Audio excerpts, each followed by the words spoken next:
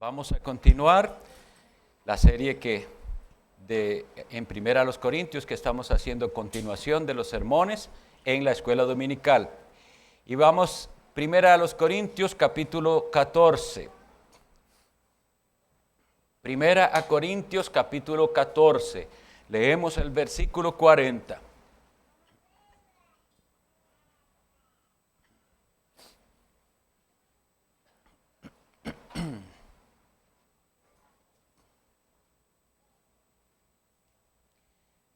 Primera Corintios 14:40 dice, pero hágase todo decentemente y con orden.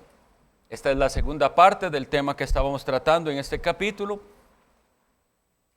Y al iniciar, debemos recordar que aunque estos capítulos 11, 12, 13 y 14 se refieren a la iglesia en el contexto de la iglesia reunida, quiero decir, en los cultos, pues los principios tienen una aplicación en todas las áreas de la vida. Por ejemplo, este mandamiento de hacerlo todo decentemente y con orden, que obviamente así debe hacerse el culto y en la iglesia, debería también tener algo que decirnos en otras áreas de nuestra vida, para que lo tengamos en cuenta. No significa que tenemos libertad fuera de la iglesia de ser indecentes o desordenados en lo que hacemos. Habiendo dicho eso, vamos a empezar con la decencia en el culto. Lo primero que necesitamos enfatizar es que la apariencia y el atavío, es decir, cómo usted se viste o se arregla, importa. Y vamos a ir a los versículos de la palabra de Dios que nos apoyan esto que recién estamos afirmando. Éxodo 19:10.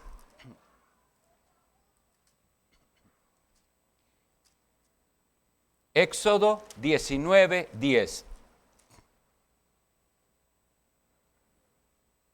Y Jehová dijo a Moisés, ve al pueblo y santifícalos hoy y mañana, y laven sus vestidos. La santificación no es algo externo solamente. Sin embargo, el pasaje nos enseña que al mandar Moisés al pueblo que lavaran sus vestidos, está enseñándonos que la parte externa, la apariencia tiene que reflejar algo de lo que internamente sucede. Ese santificarse, ese apartarse del pecado y de todo lo que sea sucio o inmundo a nivel moral y espiritual, tiene que reflejarse de manera externa. Y le dice a ellos, le dice al pueblo de Israel que tienen que santificarse y lavar sus vestidos. No podían venir a ese momento especial con la ropa sucia. Hay que tomar tiempo para lavar la ropa. Leamos lo que dice Éxodo 28:2.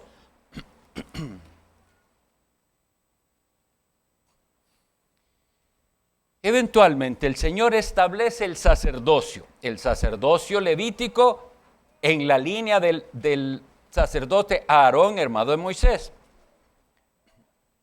Y Dios le dice esto, Éxodo 28:2, y harás vestiduras sagradas a Aarón, tu hermano, para honra y hermosura. Es claro para nosotros que todo el ceremonial antiguo ya se cumplió en Cristo. Ya nosotros no tenemos que tener unas ciertas vestiduras sacerdotales. Pero ¿cuál es el principio que debería llamarnos la atención? La razón que Dios dio para hacerle vestiduras especiales a los sacerdotes. Dijo que era por estos dos motivos, por hermosura y por honra. Y ese principio, mis hermanos, permanece. La ropa, la manera en que usted se viste, tiene que reflejar hermosura y honra, no deshonra y fealdad. Claro, en el mundo en que vivimos, esto no es aceptable porque vivimos en un mundo que rechaza las verdades absolutas. Entonces, para el mundo no hay nada ni feo, ni nada bonito, sino que usted decide lo que es feo y bonito Pero entre más entendemos la palabra de Dios y entre más le conocemos, seremos capaces de hacer juicios correctos en cuanto a la belleza. Debemos enseñarle eso a nuestros hijos, porque en sus clases de arte en la escuela les enseñarán que un cuadro lleno de colores sin orden es arte. No, hay belleza en el mundo y Dios nos da ese estándar de belleza. Ahora, ¿qué tiene que ver esto con la decencia? Tiene que ver, porque por fuera tenemos que reflejar algo de lo que hay adentro, según la ocasión, obviamente. Veamos, por ejemplo, que ya lo estudiamos, no tenemos que ir ahí. Primero los Corintios 11, el apóstol Pablo tomó mucho tiempo para hablar de la necesidad del decoro y de amonestar de lo que estaba pasando en la iglesia en Corinto, que parece que las mujeres estaban irrespetando su rol y los varones también, y no se estaba teniendo cuidado de aquel mandamiento que también en Deuteronomio 22 dio Dios: no vestirá la mujer como un hombre y el hombre no vestirá como una mujer. Todo eso es decencia, pero como nos hemos apartado de la palabra de Dios, ya el concepto de decencia nuestro ha cambiado, es parecido al del mundo. Entonces, esto que tomó tiempo el apóstol Pablo de exponerlo en capítulo 11, lo vuelve a tomar en 1 Timoteo 2:9, ese vamos a leerlo. La primera carta del apóstol Pablo a Timoteo, capítulo 2.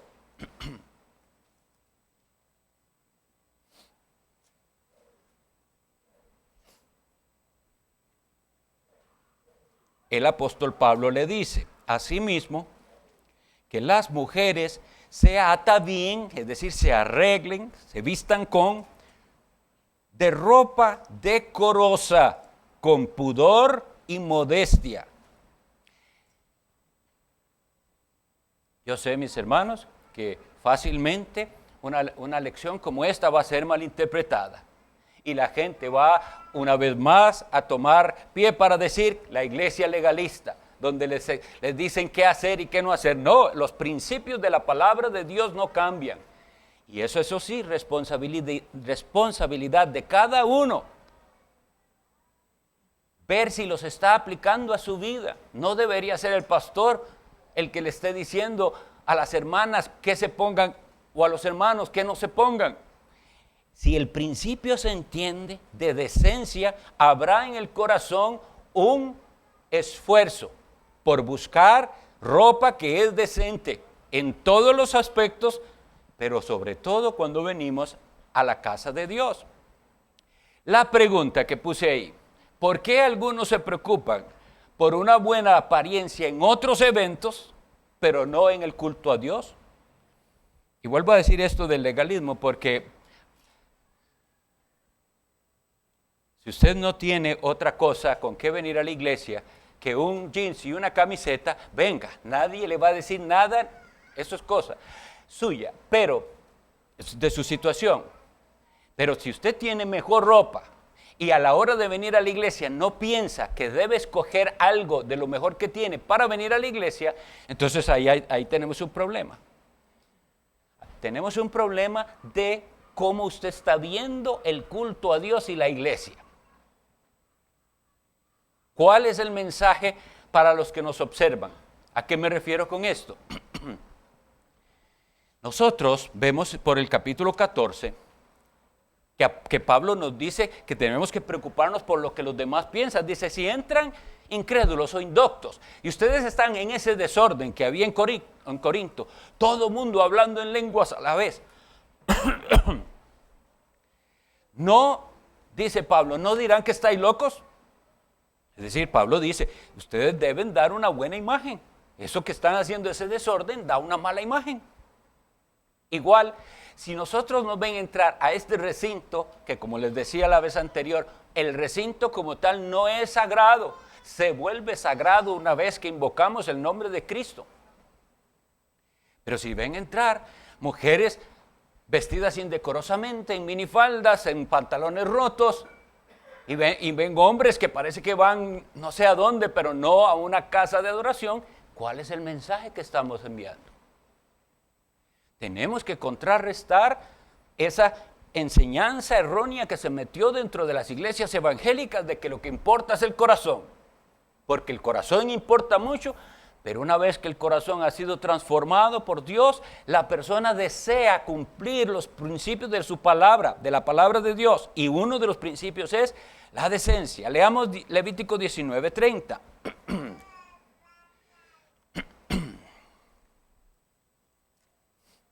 Estoy en el rato de esto.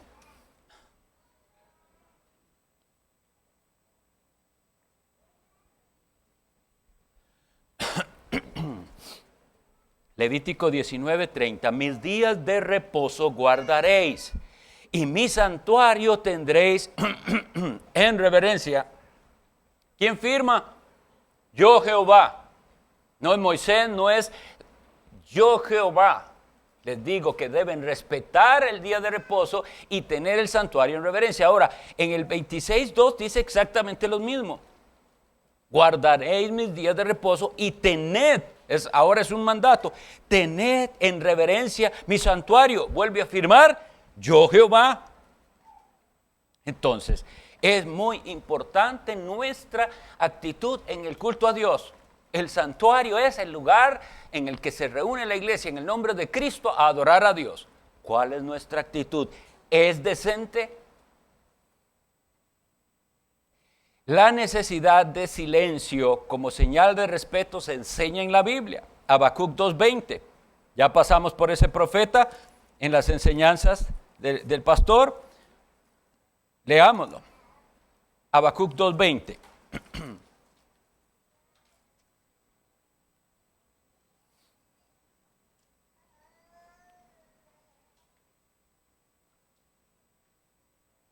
Mas Jehová está en su santo templo, calle delante de él toda la tierra.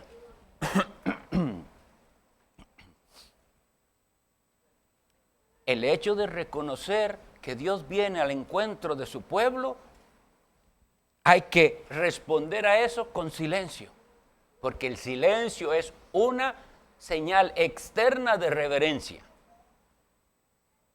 Zacarías 2:13.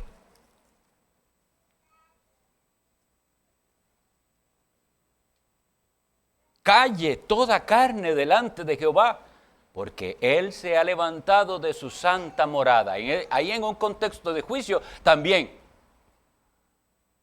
Entonces, ¿qué perciben? Ahora volviendo al punto que les decía, ¿qué perciben los visitantes? ¿Qué perciben los que vienen y ven? Que hay un esfuerzo por acercarnos a Dios con reverencia. ¿O perciben que esto es cualquier reunión? Lamentablemente, así es como algunos cultos se planean, para que la gente se sienta lo más relajada posible, lo menos incómoda posible en su espíritu. Pero la Biblia nos dice que ese silencio es necesario. Ahora bien, nosotros entonces debemos enseñar esto a nuestros niños. Los niños nuestros tienen que aprender que hay un lugar y un momento para todo y en particular para la adoración. En este aspecto también otros dirán que es una iglesia legalista. No, con paciencia y con amor, pero ustedes verán a los padres levantándose y sabemos a qué van. A disciplinar a sus hijos porque no están atendiendo. Los niños deben entender que hay un momento en el cual no se puede gritar, no se puede hacer lo que usted quiera, pero eso se le enseña en la casa también. En el mundo piensan que a los niños hay que dejarlos gritar si ellos quieren gritar y revolcarse si quieren revolcarse.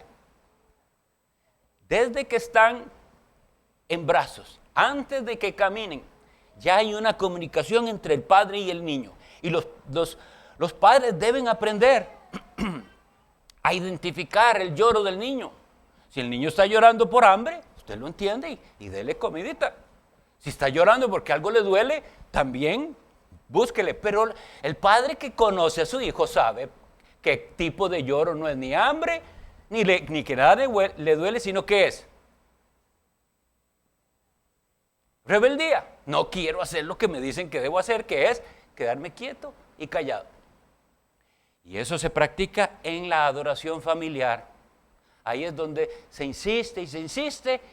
Y después aquí en la iglesia, ya el niño sabe. Aquí es como cuando allá en la casa, este rato no se puede. El niño de brazos entiende un no, entiende una señal.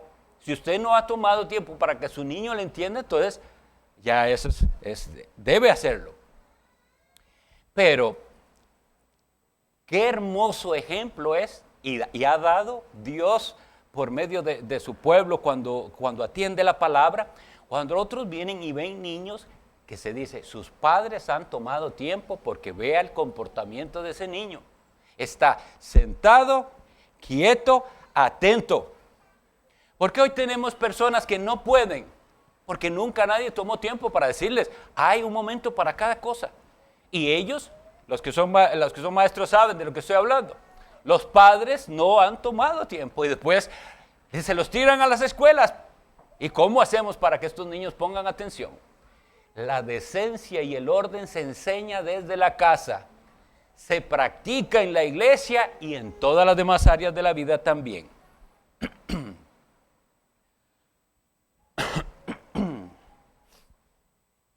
Ahora bien, antes de pasar a esto, este tema de la decencia.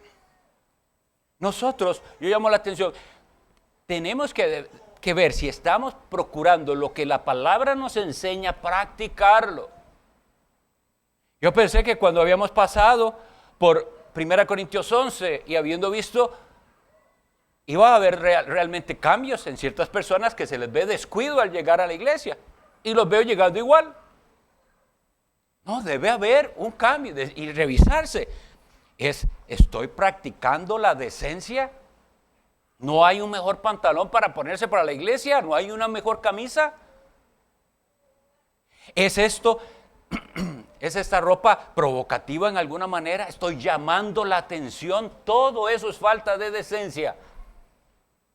Y el Señor lo manda a ser decente en todo lugar y en particular y con mayor cuidado aquí. ¿Por qué digo eso? Porque también hay momentos en los que vamos a ir de paseo o vamos a andar en bicicleta o vamos a ir a la playa y no se espera que usted se vista igual que como va a la iglesia. Pero vuelvo a decir, ¿por qué hay gente que tiene tan claro que a cierto evento tiene que ir bien presentado, pero a la iglesia no? Que alguien me responda, ¿qué hay? ¿Cuál es el mensaje si yo me comporto así? El mensaje que yo percibo de eso es, la iglesia no es tan importante, ni es un lugar tan como este otro, al que sí tengo que ir de la mejor manera presentado. El orden, eso en cuanto a la decencia. El orden. Hay palabras que la gente les tiene miedo, sin razón. Como el otro día les decía, cuando vimos la de la Cena del Señor, la gente oye la palabra Eucaristía y piensa que eso no podemos usarlo. Esa palabra tiene significado y no tiene ningún significado equivocado. Significa acción de gracias. Es el momento en el cual agradecemos el sacrificio de Cristo. Podemos usarla. Hay otras palabras, sí, pero no le tengamos miedo a aprender palabras que otros han tomado como su propiedad y solo ellos las usan. Una de ellas es liturgia. Y la gente oye liturgia y le da cierto temor. La liturgia, les digo, en el pasado di un curso de esto hace muchos años. Cuando estudiaba en el seminario tuve que dar un curso y hoy lo vi. Cuando me acuerdo de lo que di me da un poco de pena, porque no estaba bien informado, pero gracias a Dios a través de todos los años seguí estudiando el tema y es un tema hermoso, importante, que llevaría un trimestre entero verlo bien. Perdón. Pero básicamente sepamos esto, la liturgia es el servicio público que ofrecemos. La forma de una ceremonia cualquiera es la liturgia, en particular de una ceremonia religiosa, pero no necesariamente que sea religiosa. Ese orden de eventos en un funeral es la liturgia que se llevó ahí. Ese orden de eventos en una ceremonia de bodas, etc. Y en particular se usa el orden de el culto a Dios.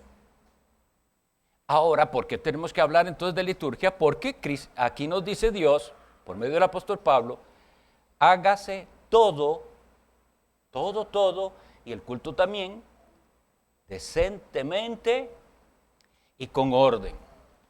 Y entonces, como ya hablamos de la decencia la vez pasada, en lo que tenía que ver las participaciones, un culto sin esa regulación no es decente.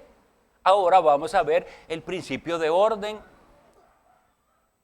Y van a ver qué provechoso es tener un culto ordenado. Este principio de orden nos hace que sea necesario establecer qué se hace primero, qué se hace después, qué se hace de cuál manera. Si nosotros nos reunimos y no hay ningún orden y usted nunca sabe cómo se va a empezar ni qué sigue, alguien pudiera, también muy influido por el mundo, decir que qué bonito así, pero eso no es orden. Tiene que haber, como puse ahí, una secuencia coherente de elementos. Eso bonito que algunos piensan de la improvisación no es para el culto a Dios. En otros momentos, bueno, pudiera darse en momentos muy especiales la necesidad de una improvisación, pero la improvisación no es sana porque refleja algo, falta de preparación. Es decir, si ocurre algo fortuito que no sabíamos, tenemos también que improvisar y pronto pensar cómo lo resolvemos, qué hacemos en este caso. Eso se llama improvisar, no estaba planeado, pero lo vamos a hacer. Eso está bien.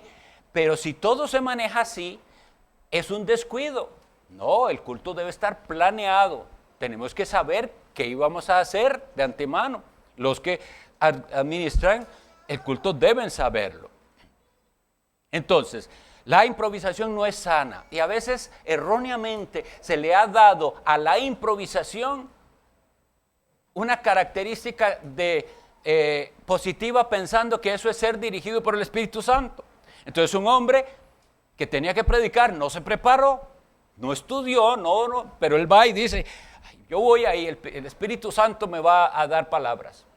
Eso es una malísima interpretación de lo que la Biblia dice de cuando nosotros seremos, o cualquier creyente, capturado, y no tiene que pensar mucho qué decir, dice, Dios le va a dar qué decir en esa circunstancia, y creemos que también en el culto.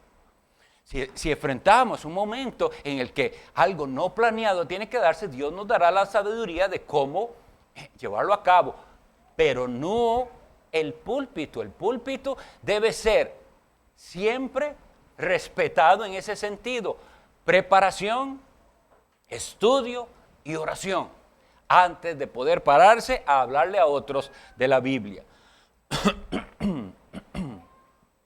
Ok, entonces el modelo del culto se toma básicamente del modelo de la sinagoga. Antes en la antigüedad no había sinagogas. Recordemos que toda la adoración se suscribía al templo de Jerusalén, solo ahí. Pero luego que vino la destrucción del templo y la deportación a Babilonia, los judíos tuvieron que ver cómo resolvían eso de estar expatriados. Y surgió el modelo de la sinagoga, de reunirse para la adoración, pero no en el lugar sagrado del templo. Y el modelo se continuó de ahí en adelante. Cristo mismo visitaba cada día de reposo, y el apóstol Pablo también leemos en los Hechos, la sinagoga. Y en la sinagoga se llevaba un cierto orden que la iglesia cristiana adoptó. Pero al pensar en esto, del modelo de la sinagoga y estudiando al respecto, vi un detalle que me pareció cómico y triste a la vez. Los judíos dicen, para poder hacer el culto, ellos no lo dicen así, pero para poder reunir a la sinagoga al final lo que significa es la congregación reunida, se necesitan al menos 10. No se puede hacer sinagoga si no hay 10 al menos. Entonces, ¿sabe cómo lo resuelven los judíos? Qué inteligentes. Le pagaban a 10 para que siempre estuvieran. Gloria a Dios, que nosotros no tenemos que hacer tal cosa. Y Cristo dijo que no hacen falta 10. Dijo, donde estén 2 o 3, reunidos en mi nombre, ahí estoy yo. Así se puede hacer el culto, con 2 o 3. Y bendito Dios, de veras que nosotros tenemos más de 10. Pero el asunto es, ellos se reunían y tenía aquello un orden. Y la iglesia fue tomando ese orden y esos elementos. Y después, ya ha pasado los siglos, ese culto se fue corrompiendo. Esa es la realidad. Se fueron incluyendo elementos no bíblicos. Y aunque el principio de orden se mantenía, ya ahora estábamos imponiendo algo que Dios no había mandado. Eso fue toda la época del catolicismo romano cuando incluye. Pero vean, en la misa latina hay orden y hay elementos. ¿Sabe cuál es el problema? Que aquellos que participan ni siquiera entienden, no saben por qué es que se hace primero esto, después lo otro. No, todo eso tuvo en algún momento un significado. El Kyrie significa algo. La parte en la que el Kyrie es el Señor, ten piedad, se acerca al pueblo pidiendo eso. El Gloria tenía su espacio definido. La confesión, el de fe, el credo, todo tenía su orden, pero tristemente, por falta de instrucción y por apartarse de la palabra, la gran mayoría del que es católico va a misa y no entiende lo que está pasando, no entiende el orden. No queremos que pase eso aquí porque puede estar pasando. Puede que alguien viene aquí y hace lo que hay que hacer y no está entendiendo nada de lo que está pasando, ni por qué. Entonces, por eso en estos minutos que me faltan voy a hablar muy brevemente, si no lo repasamos de hoy en 8. Pero el culto debe estar planeado como un diálogo entre Dios y su pueblo. Un diálogo. Dios habla, el pueblo responde a Dios. Entonces, una breve descripción de nuestro culto, que es un esfuerzo de orden en el culto a Dios. ¿Saben qué se llama un preludio? Esa es esa área o espacio anterior al evento que prepara para el evento. Por eso entonces tenemos un espacio de silencio con un preludio musical. Ese preludio musical tiene la intención de prepararnos. Si conocemos el himno, vamos pensando. Hoy hubo un preludio. Oh Dios eterno, tu misericordia. ¿Cuántos podían seguirlo mientras el pianista lo seguía? Ya en el alma hay algo que le prepara. Y luego viene un llamado a la adoración. Eso lo vamos a ver en los cultos. Sean cuidadosos. ¿Cuál es el llamado a la adoración? Dios en los salmos llama a toda criatura a adorarlo a Él, porque Él es digno. Entonces se hace un llamado a la adoración, pero ese llamado a la adoración está enfrentado con un obstáculo, nuestro pecado. Para que vean que todo tiene una secuencia que es coherente. Dios llama a adorar, pero yo que vengo a adorar me enfrento con mi pecado. ¿Qué debo hacer? Confesarlo. Confesar el pecado. Y por eso llamamos la oración primera, la oración de invocación y confesión. Confesamos el pecado. Y en esa oración, algunas iglesias de una vez, clamamos y confesamos que creemos en el perdón que por Cristo hay. En otras liturgias, que no tienen que ser exactas a la nuestra, pero en otras liturgias hay otra oración en la cual se reconoce ese perdón. O tal vez se canta algo al respecto de ese perdón. Luego, doxología. Típicamente debemos empezar los cultos con doxología, porque una doxología significa himno de gloria, un canto de gloria. ¿Gloria a quién? Al Dios único y vivo y verdadero, el Padre y el Hijo y el Espíritu Santo. Hay lugares de culto donde usted nunca sabe si es una verdadera iglesia trinitaria, porque nunca mencionan eso. La iglesia debe identificarse y la doxología nos ayuda. Luego están las ofrendas. Las ofrendas son parte del culto a Dios. Unas iglesias recogen, otras preferimos tener arcas de las ofrendas, como también había en el templo, arcas en las cuales, de hecho, las sinagogas tenían 2 arcas, diciéndoles respecto de esto, de copiar el modelo.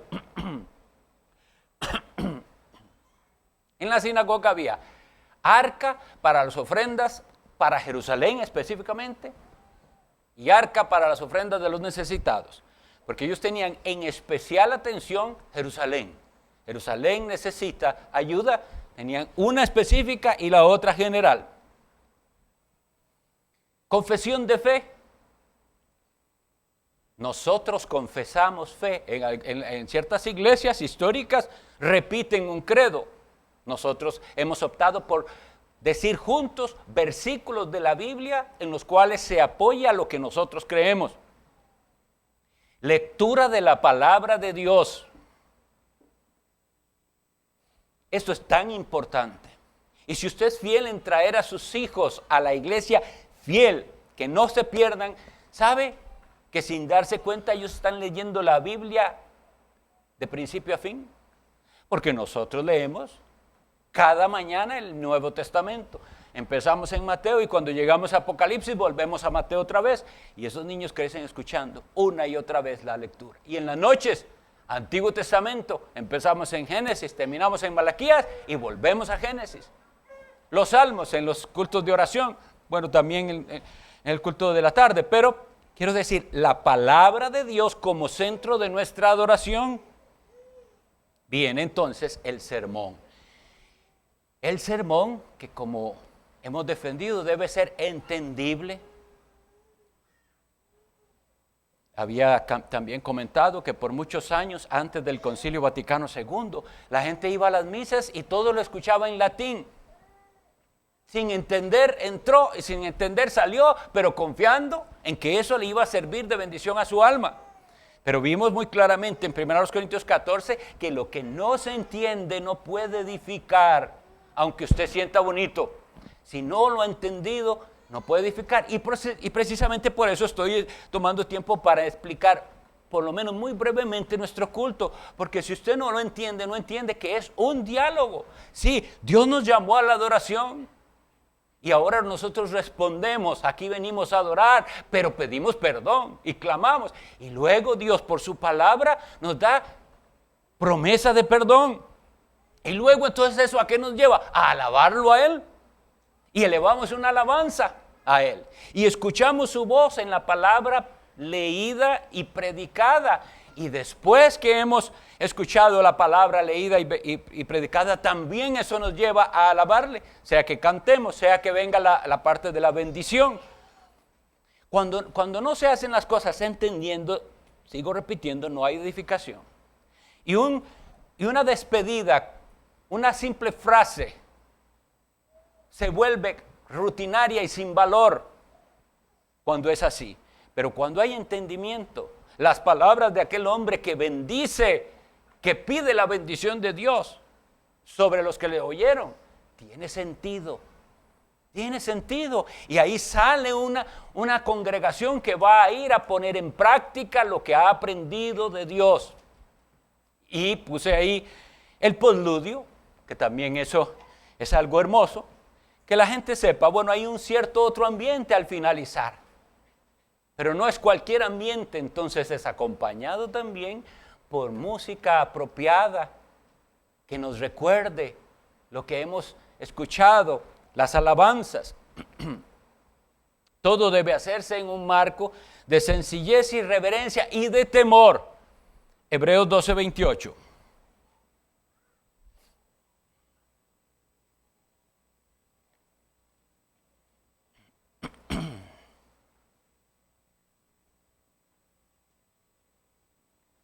Así que, recibiendo nosotros un reino inconmovible, tengamos gratitud y mediante ella sirvamos a Dios, agradándole con temor y reverencia. Vean la secuencia del versículo. Nosotros hemos recibido de Dios. Ahora hemos entrado en su reino por la fe en Jesucristo. ¿Y eso a qué nos lleva? A tener gratitud. ¿Cómo? Es una respuesta entonces a lo que Dios hizo por nosotros.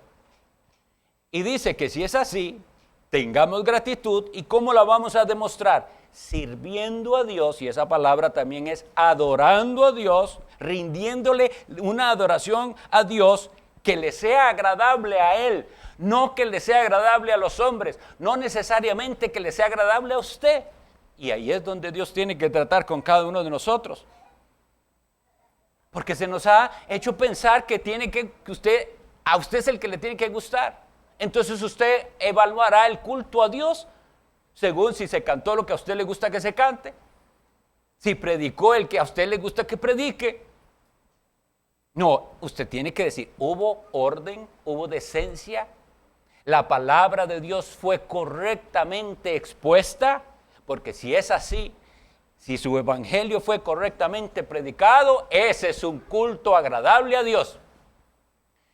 Usted puede tener un montón de características que son agradables al hombre, pero si el evangelio de Cristo no fue claramente presentado, su palabra, no es un culto agradable a Dios. Y de nuestra parte está con temor y reverencia. Estas son palabras que no son gratas a las personas. No quieren pensar que en un culto tenga que haber temor y reverencia. Por eso es que los cultos de hoy en día se parecen más a un concierto mundano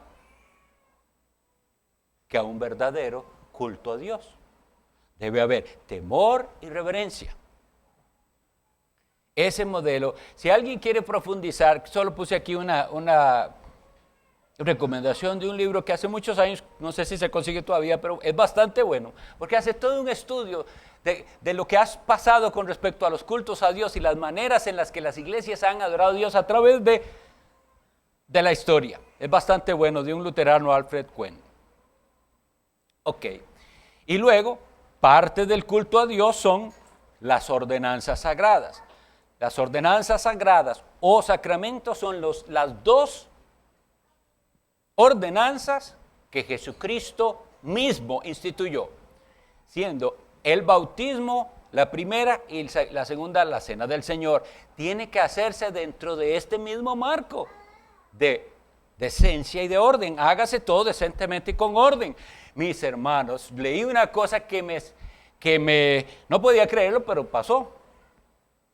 En una iglesia de estas poderosas de Estados Unidos, hicieron según lo que entendí, como una especie de tobogán de agua para bautizar a los jovencitos, para que fuera más atractivo. Y acompañado con carro de bomberos y no sé qué otras cosas, haciendo de la ordenanza sagrada un asunto no sé ni cómo llamar a eso, pero así se da. Entonces, el principio de orden y decencia es el que está detrás de por qué lo hacemos nosotros, cómo lo hacemos. ¿Tiene que la persona venir gozosa a recibir esa ordenanza? Claro que sí, pero no es el gozo del mundo. Es un gozo precioso espiritual que me hace sentirme tan cerca del Señor y recordar cómo un día Él me dio vida nueva y cómo yo he sido sepultado a una vida antigua de pecado y resucitado, soy una nueva criatura. Todo eso tiene que representarse dentro de un marco de orden y decencia. Y eso que les digo, que uno dice, ¿de dónde salen esas ideas? De gente que no va a la palabra de Dios, que tiene eso de orden y decencia. Donde sea que se practique el bautismo, tiene que hacerse conteniendo eso en mente. Orden y decencia, porque el que se bautiza también de alguna manera está haciendo de alguna manera no es su testimonio, no puede ser un falso testimonio, es el testimonio de lo que Cristo ha hecho en su vida. Y el otro, la cena del Señor, rápidamente, también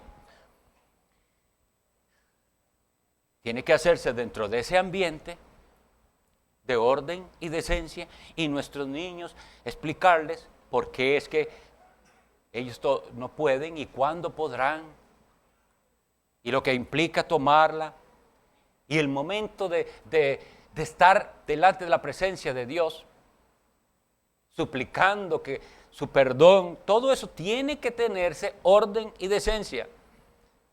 Cuando vimos también en el capítulo 11, les decía de los tristes relatos de iglesias que han llegado Peor que en Corintios, que los corintios hacían una comilona y dejaban a uno sin comer y otro comía. Y él les dice, eso no es así. Se trata de pan y vino y tomado de esta manera, solemnemente. Porque él les dice que parte de lo que estaba pasando en esa iglesia, de personas cayendo con enfermedades y algunos hasta muriendo, era juicio de Dios. Y como les decía, algunos han hecho una interpretación tan extraña de la Escritura que piensan que pueden celebrar la cena del Señor donde sea, con Coca-Cola y hamburguesas, como quieran. Que el Señor nos ayude a guardar el orden y la decencia.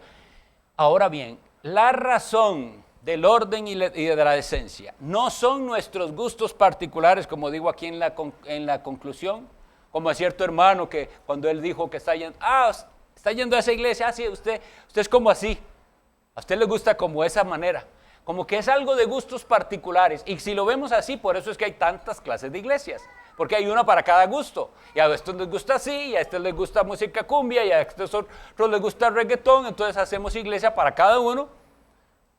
O no es de gustos particulares, tampoco es por vergüenza. Si alguien piensa que aquí no aplaudimos o todo porque es que qué vergüenza, eso no es la razón. No debemos avergonzarnos de nada por Cristo, lo que Él nos mande a hacer. Y como algún día les decía, si encontráramos en la Biblia que hay que entrar de rodillas al santuario, así lo haríamos, pero no encontramos. El corazón es el que debe estar de rodillas. Pero entonces, esto es muy importante, no es los gustos particulares, tenemos que estar aplicando los principios de la palabra de Dios de orden y decencia en todo. ¿Por qué entonces es que no se impulsan expresiones populares de aplausos y expresiones de euforia? Porque eso quebranta el principio de decencia y de orden. Cuando usted está viendo un partido de fútbol y alguien anota un gol y toda esa euforia, está bien, es un momento, es una ocasión apropiada de eso. Aquí no es igual. Esto no es un deporte. Y si no se entiende, le quieren hacer a las personas pensar que si ellos no sintieron esa euforia, ni los animaron a esa euforia que el mundo en sus cosas tiene, no sintieron a Dios. Esto es algo muy diferente. Por eso, esas expresiones externas no son propiciadas en el culto. Porque también ayudan a la persona a engañarse pensando que si sintió eso, es que está bien con Dios. Ahora, terminemos con esa pregunta. ¿Nos importa de verdad el orden y la decencia? Porque eso tiene que empezar en el corazón. Si no empieza de las cosas de lo interno hacia lo externo, vamos muy mal. Habrá quienes han aprendido a guardar apariencias, han aprendido a tener una presentación externa impecable, pero sus corazones están contaminados. Entonces ese lavar sus ropas del que dijo Moisés, sí, lavan las ropas, pero por dentro sus corazones están sucios. No limpian ni barren su corazón. Se ha terminado el tiempo de la escuela dominical. El Señor nos ayude a aplicar estos principios.